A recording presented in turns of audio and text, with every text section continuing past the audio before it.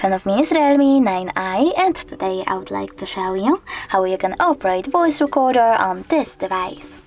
Firstly, you need to access Tools folder by clicking on it and tap on Recorder app.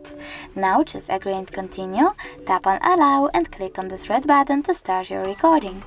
You can pause it and unpause it using the same one. You can also add a bookmark by tapping on the flag. And if you wish to end and save your recording, click on this check mark over here. From here you can delete it right away by tapping on this bin icon at the top right corner, or name it and save it by clicking at the top right one. As you can see, my recording is over here. If you want to play it, you need to click on it.